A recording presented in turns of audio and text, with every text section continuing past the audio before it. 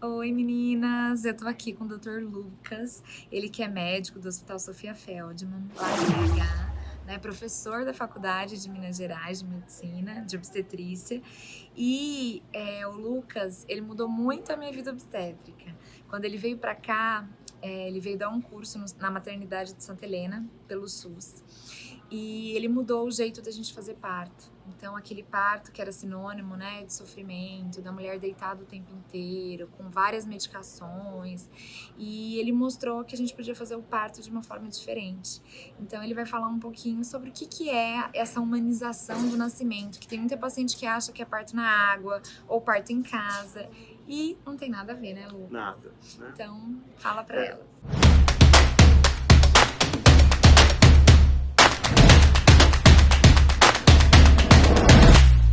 Esse processo de humanização no parto que a gente está vivenciando aí nas últimas décadas é exatamente o que ocorreu também na humanização na terapia intensiva, em vários setores de assistência no hospital, né?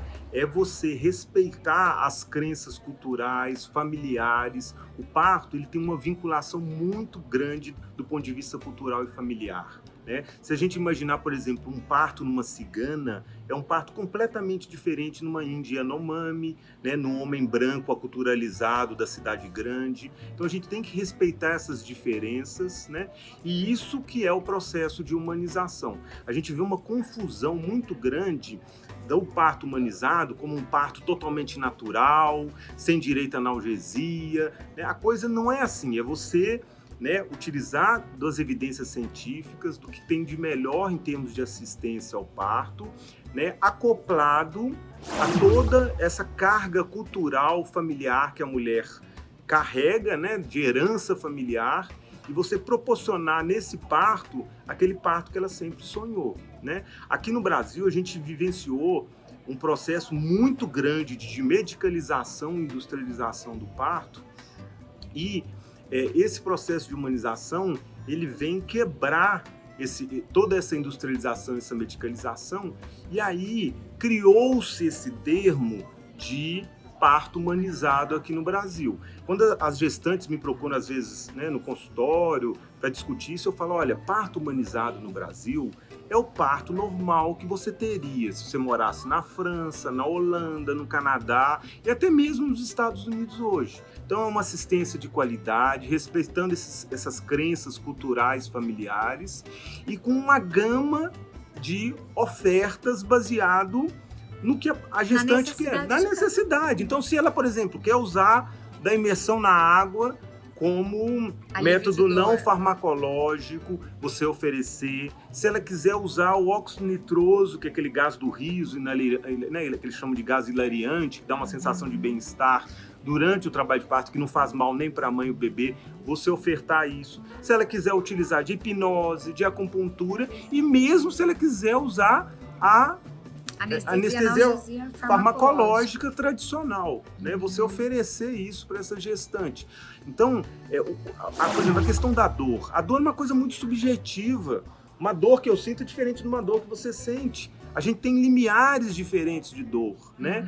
Então, é muito legal o parto orgásmico, a mulher ter o parto sem analgesia nenhuma, mas isso não são para todas as mulheres, né? Tem várias que realmente vão desejar, vão querer analgesia, porque elas têm um limiar para dor mais baixo, né? E a gente vê hoje o mundo mudou muito, né? Com essa mudança cultural, globalização. E o que a gente está vendo hoje, que com a internet, com as TVs a cabo, etc., as mulheres estão tendo consciência desse modelo de assistência bem diferente do que a gente tem aqui no Brasil, e elas estão buscando isso na hora do parto. Isso. Então elas querem ter um quarto privativo, ter um parto numa suíte PPP, com total conforto, né? Como se fosse o quarto da casa dela. Mas com a segurança de um hospital. Sim, né? Com a equipe multiprofissional, né? Eu sempre falo, né, que são saberes diferentes. O saber da doula, o saber da enfermagem obstétrica e o saber do médico são saberes diferentes que se complementam. Então não são, né, que se competem, eles se complementam. E outra coisa são as intervenções, né? Que a gente vê que muita gente faz intervenção desnecessária num parto. Mas também existem alguns partos que precisam da intervenção. Sim, com certeza. tudo tem que ter bom senso. Eu falo com as minhas gestantes quando elas me procuram no consultório. Eu falo que a gente vê hoje muito claramente essa questão de intervenção baseado nas estatísticas mundiais. Então, o que a literatura põe hoje?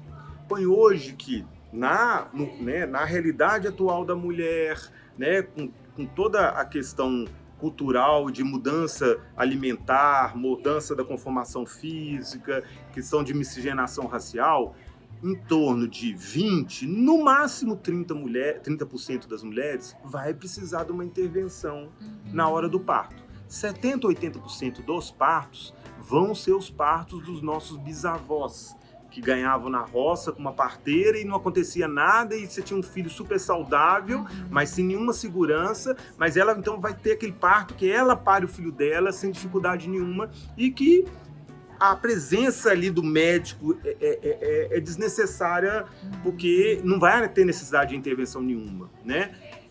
Agora, os 20 a 30% são os casos que realmente você tem que ter um médico muito bem qualificado, é a função do médico, esse treinamento, né, na intervenção, né, nas distócias, né?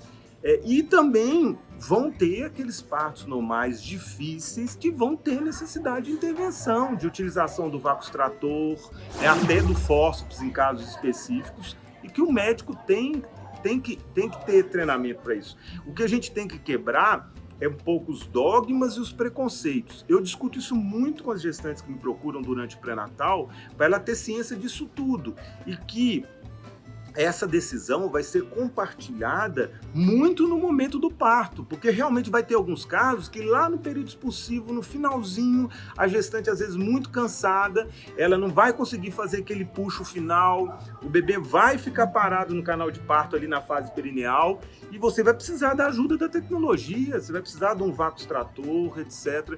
Então, isso tudo tem que ser discutido no pré-natal e isso tudo tem que ser construído e colocado no plano de parto também, entendeu? A questão, por exemplo, da episiotomia, que é uma coisa que se discute muito, né?